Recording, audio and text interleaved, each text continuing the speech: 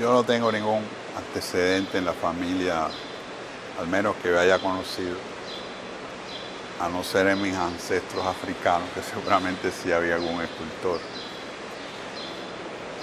Pero yo no había visto esa experiencia en mi entorno, y no solo familiar, en el entorno en general en que me moví cuando niño, no tuve esas experiencias, al menos directamente, o sea, la experiencia de hacer arte intencionalmente, de hacer escultura o de pretender hacer arte de una manera como lo que conocemos, ¿no? Yo lo que veía en mi entorno en la infancia, que fue bastante complejo, por suerte bien variado, porque vivía en la ciudad y en el campo, veía experiencias relacionadas con esos ambientes. O sea, una carpintería, donde vivía un tío que era mi tío, el carpintero, las herramientas del campo, la naturaleza, el agua, la tierra, que yo pienso que también son elementos que para un niño pueden influir luego en su comportamiento, en su vocación, etc. De manera que yo entro ya formalmente, o sea, conscientemente a mi primer intento es en la secundaria básica con el Círculo de Interés de Artes Plásticas. Mi primera información así un poquitico más interesada en el asunto del arte es ahí. Una buena profesora que teníamos ahí en Ciudad Escolar 26 de Julio, y eso me ayudó un poco a ir entrando en ambiente. Luego la Escuela de Arte de Santiago de Cuba, donde aprobé junto con ese grupito y otros más en calidad de becado. Quiere decir que fue muy importante para mí porque en ese examen había tres maneras de salir de ese examen. Uno, que desaprobaras, otro que aprobaras y ya, y otro que aprobaras en calidad 1, que era de becado. O sea, quiere decir que eran los que se le veía por los claustros en esa época de profesores, que eran de escultura y de pintura, los que ellos veían que como que potencialmente tenían como aptitud, talento para ser un artista. Y tuve la fortuna de haber quedado en el primer nivel. Entonces, así es como yo entro en este mundo. Ya después, por supuesto, surgen miles de preguntas. ¿Qué cosa es el arte? ¿Para qué sirve el arte? ¿Qué cosa es un artista? ¿Cómo vive un artista? ¿Cómo se comporta? Eso también para un joven es importante. Y también las preguntas es si realmente era una pregunta en esa época muy interesante. Recuerda que estamos hablando del fin de la sociedad capitalista brutal en Cuba y la etapa de la revolución. Cuando se inicia la revolución, se empieza a hablar de una cosa nueva. De modo que ante la pregunta de que si se podía vivir además de eso, que era una pregunta elemental, la respuesta fue que sí. Así es como yo entro en este espacio maravilloso. Pero lo tomé muy en serio desde el principio. Eso se lo agradezco mucho a mis profesores y a mí mismo, por supuesto, por haberme metido lo más profundamente que pude desde el primer día. Porque me gustaba el ambiente, me gustaba cómo se movía la gente, me di cuenta que andaba en un ambiente de personas inteligentes, había un ambiente limpio. La escuela estaba llena de obras de arte. Y recuerdo la cabeza del David de Miguel Ángel, que era el que te recibía cuando ibas a entrar a la escuela. Una reproducción a tamaño natural del David, cosas así de ese tipo. Y bueno, eso te va conformando una situación que para mí era nueva y fascinante. De modo que así empecé yo. Luego me graduó en pintura, porque ahí había las dos opciones, o te especializabas a partir del tercer año en pintura o en escultura. Me enteré en ese momento que no podían ser las dos cosas, porque me gustaban realmente tanto la escultura como la pintura, pero había que especializarse en una de las dos. Y bueno, me decidí por la pintura, allí en la Academia de Santiago de Cuba, José Joaquín Tejada, aunque hacía escultura siempre, y participaba en exposiciones, en eventos, en ambas cosas. O sea que siempre me interesó tanto el color como la forma, como el material, la visión tridimensional de la forma, eso me cautivó muchísimo. De modo que ese es mi inicio muy natural, muy espontáneo, muy fresco. Con el proceso del tiempo fui dándome cuenta, a pesar de que había ganado algunos premios, incluso desde antes de graduarme de la escuela, empecé a sentir que eso era una cosa muy grande y que merecía más formación, más estudio. Por eso exploré en el mundo del diseño unos meses hasta que me decidí, después que conocí La Habana, conocí la ENA, conocí el Museo Nacional, conocí una gran exposición de Salón 70, creo que se llamó así. Entonces todo eso me inquietó muchísimo y me hizo ver que el arte era mucho más que lo que yo me imaginaba hasta ese momento. Y que tenía que aprender mucho. Por eso me fui para la ENA, me sometí a la prueba de ingreso. Me graduó, en este caso seguía con mi disyuntiva porque siempre me gustaban las dos líneas. Y quien me ayudó muchísimo a esclarecerme un poco, a orientarme, la querida Antonia Iris, la maestra, extraordinaria artista cubana, Antonia Iris, que era una de las eminentes profesoras, porque había muy buen claustro en la ENA. Y era otro programa, era un programa que me servía de mucho porque era incitaba mucho a la experimentación, a la investigación, a estimular la creatividad en las personas, en los artistas, en los jóvenes que queríamos ser artistas. Y al mismo tiempo te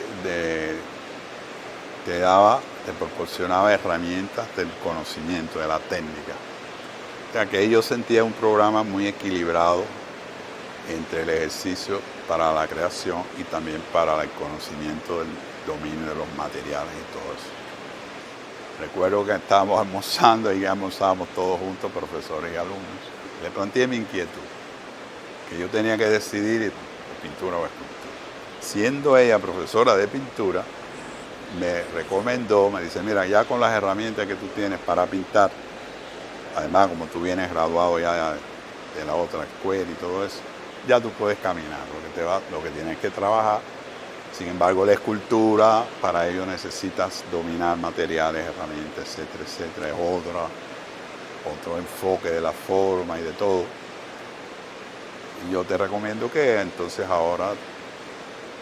Y le hice caso, pero vino una segunda decepción. Y es que ya en ese momento yo tenía claro qué tipo de escultor yo quería ser. Yo quería ser un escultor monumentalista. Me interesaba mucho más que la escultura de salón, la escultura de pequeño formato, la escultura esa que más vemos. Yo lo que quería era aprender a hacer monumentos. Ya estaba convencido. Y pintar, porque nunca he dejado de pintar y dibujar. Esa claridad la tuve de ese momento. Y me enfrento a miles de preguntas para las cuales no encontré respuestas ahí en la ENA.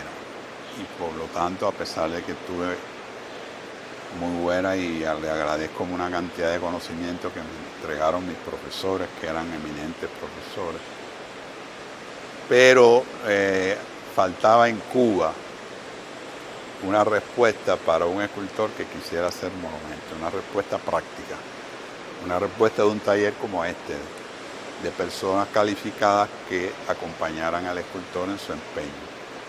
Es como un arquitecto que proyecte un edificio y le digan, bueno, coge los ladrillos y levántalo tú. Imagínate tú. Bueno, De modo que tener esa experiencia no era posible en Cuba. Por eso acepté gustosamente la propuesta que me hicieron. Le agradezco mucho a las personas que dirigían la enseñanza artística en esa época en el país. Estamos hablando del año 1972. Resultó que me hacen ese planteamiento y yo dije que sí. El planteamiento era si yo deseaba continuar estudios en Europa, en alguna academia.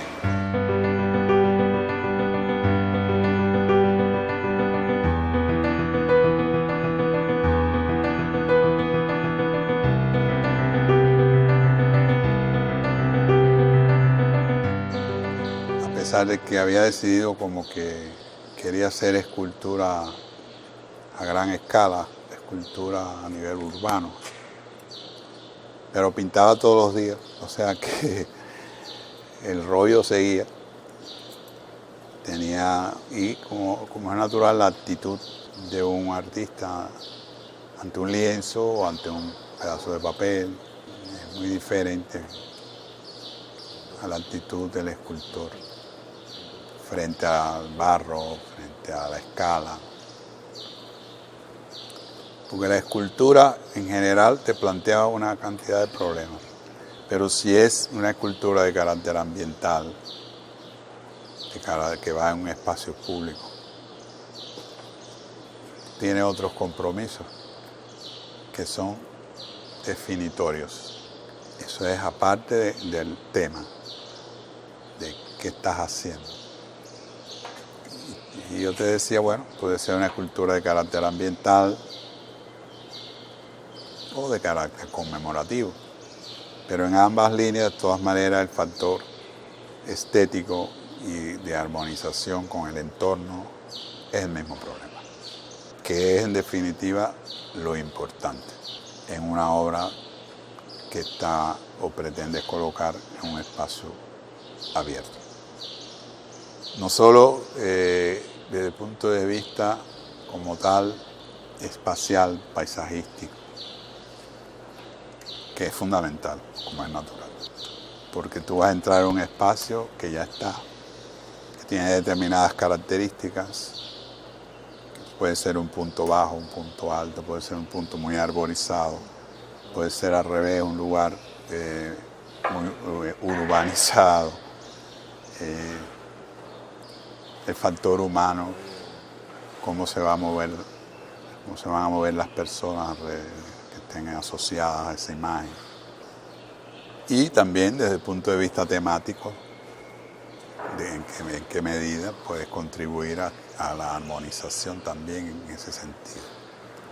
O sea, no es lo mismo poner una escultura en una ciudad universitaria, por ejemplo, que en una plaza de otro tipo de connotación pública, social, política, cultural. Si hay un compromiso con elementos de la arquitectura, bueno, hay que armonizar, ya sea por contraste o por analogía, pero hay que armonizar. Y en ese caso, armonizar significa muchas cosas. Significa la escala, que es donde muchas veces se falla, lamentablemente. Y tener en cuenta lo fundamental, que es el ser humano, el ojo del ser humano, la mente, pero el ojo, porque estamos hablando de las artes visuales. Y la visualidad, a la hora de apreciar algo, no es lo mismo leerse un libro que intentar apreciar una obra que puede tener 10 veces tu tamaño.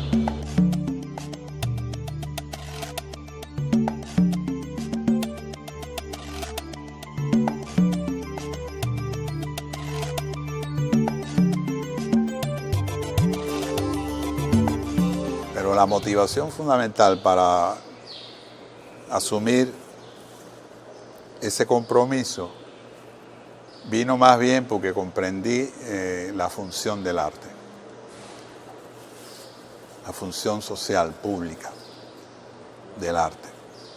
Y me di cuenta de que el arte monumental en general porque puede ser también el muralismo, cómo se conecta directamente con la gente, pues es una relación inmediata que te proporciona la oportunidad de tener a un público. Porque como es natural, al final trabajamos para las personas. Y en la medida en que ya tienes garantizado eso, más otros elementos que pueden estar asociados a la historia, pueden estar asociados a miles de temáticas, pero sobre todo con la presencia de colocar un elemento estético que pueda ser disfrutable por muchas personas a diferentes horas del día, a diferentes momentos, incluso a diferentes velocidades, porque no es lo mismo ver una escultura pública desde un auto que caminando alrededor de ella, colocándote debajo de ella, poderla tocar incluso. Son sensaciones que no te proporciona la pintura de carácter de caballete, como le decimos, ni la escultura de formato, como le decimos, galería, formato mediano y pequeño, que tiene otras bondades, o sea, no estoy desdorando de ella. Yo también las hago, porque tiene su elemento también importante, pero el reto mayor que yo creo que se me ha planteado en la vida es realizar con eficacia y colocar una escultura en un espacio abierto. Y por supuesto eso entraña, bueno, en dependencia de lo que vas a hacer, si es, por ejemplo, aquí estamos frente a un intento de un monumento a Mariana Grajales. Yo llevo más de 10 años trabajando en esta, lo digo con orgullo. Yo creo que más, yo creo que como 20 años, porque ese es un personaje que a mí me cautivó siempre, desde niño. Porque mi abuelo fue Mambí. Mi abuela me hablaba mucho de mi abuelo, yo no lo conocí. Pero a mí llegaron sus machetes. He estado en contacto conmigo siempre. Los tengo todavía. Lo cual me da muchas ventajas a la hora de trabajar un tema histórico, un tema relacionado con esa historia maravillosa y que llega hasta hoy. Porque el artista, como yo lo veo, lo que hace es un reflejo de sí mismo. La preparación de un creador tiene muchos aspectos, pero es fundamental el factor cultural, el factor humano. ¿Qué persona eres? Porque estamos hablando de arte, entonces no hay cosa más noble que el arte. No hay que olvidarse que es lo que se pretende cuando se intenta hacer arte, acercarse a la espiritualidad en su expresión cercana a los dioses. Por lo tanto, hay que ser buena persona, hay que ser espiritual, hay que incorporar elementos de respeto, de cuidado, de ética, con todo. O sea, hay que prepararse humanamente, personalmente, para poder devolver con todo el respeto que merece un público que no te ha pedido que le pongas un objeto por donde va a pasar, sino que alguien ha decidido, quizás tú mismo, colocarlo ahí. Por lo tanto, es un compromiso, es una intervención, como suele decirse, en un espacio público. Con razón se llama intervención, porque ese espacio estaba ahí. A lo mejor era un parque muy bonito, un césped, una avenida, lo que sea. Y tú has venido a intervenir ese espacio y tienes que intervenirlo con mucho cuidado, con mucho respeto, para que armonice en primer lugar con las personas. Pero si trabajas el bronce, que en mi caso es lo que prefiero siempre, estás hablando de que es una obra que va a trascender en el tiempo. La fórmula del bronce lo convierte en un metal que te ofrece muchas posibilidades plásticamente, el color, la textura. La superficie puede cambiar, qué bueno. La naturaleza, el viento, la humedad, todo eso puede irla transformando, pero yo, para mi ver, a favor.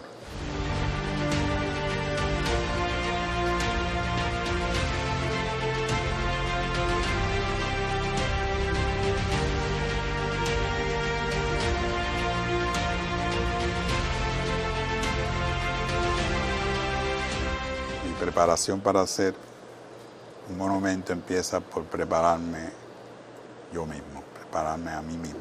Luego viene, por supuesto, el proceso investigativo. Si es un personaje, bueno, por la misma razón que dije, respeto, cuidado, armonía, identificación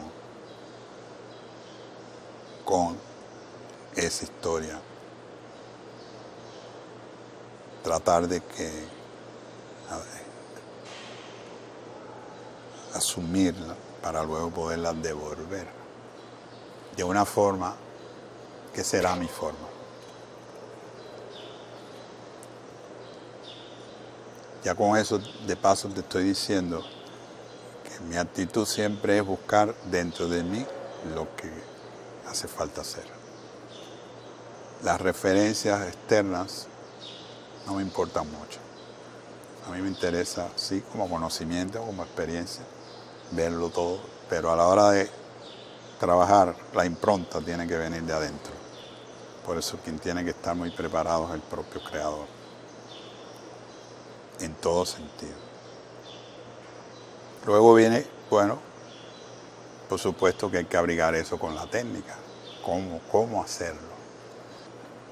Quizás por eso que comprendí, creo que a tiempo, al menos para mi visión del asunto. Alguna gente me pregunta, bueno, pero ¿cuántas veces te graduaste? Te graduaste en 3 academias, incluso en una te graduaste del mismo nivel académico, porque en la Escuela de Santiago y la ENA en esa época al final descubrí que tenían el mismo nivel, pero eso no me importó, porque a mí lo que me interesaba era el contenido. Y luego 6 años en la Unión Soviética, en la Academia Repin, por suerte una de las academias mejor plantada en el mundo, en el sentido de lo técnico. Porque lo otro, o lo tienes o no lo tienes. Incluso de esa misma, digamos, de ese mismo planteamiento técnico, enfoque, puedes tú mismo interpretarlo a tu modo. Lo cierto es que si no tienes algo que decir, la técnica no te sirve de nada. Pero por otro lado, si tienes mucho que decir y no tienes la técnica, te quedas frustrado. O sea que ese equilibrio yo siempre lo he necesitado. Por eso he buscado el conocimiento y lo sigo buscando donde esté. Donde esté el conocimiento, y eso es todos los días, siempre hay algo nuevo. Porque cada escultura te plantea nuevos retos, nuevos problemas, que hay que, y por lo menos en mi caso, significan retos que además me hacen vivir mucho. Me mantienen vivo, me mantienen todo el tiempo investigando, pensando. Porque no podemos olvidar que la obra tiene que plantear algo novedoso, algo original, algo atractivo. O sea, hay que inventar, hay que propiciar que las personas se motiven porque vieron algo diferente. Y por último, en este sentido, quiero decirte que en mi caso, el factor emocional es determinante. Cómo yo resuelvo, cómo yo me enfrento a la pintura, a la bidimensionalidad, todo eso. Los principios son los mismos. La diferencia fundamental es que Cuando tú pintas un cuadro, por grande que sea, tú te circunscribes a esa medida del cuadro y trata de penetrar el lienzo o el papel y caminas como hacia adentro y te puedes olvidar del entorno. Tú fabricas todo dentro de un espacio. Por lo tanto, la actitud ante esa meta es otra. Son otros principios, otros procedimientos, pero que yo lo disfruto mucho también. Y a la larga, lo que yo, en mi caso también, lo que trato, como he declarado hace tiempo, es de atrapar el espíritu de las formas. Pero para hacerlo tiene que ser a través de las formas mismas. Entonces, ¿qué forma debe tener? Ese es el gran reto, esa es la gran pregunta y ese es mi objetivo supremo.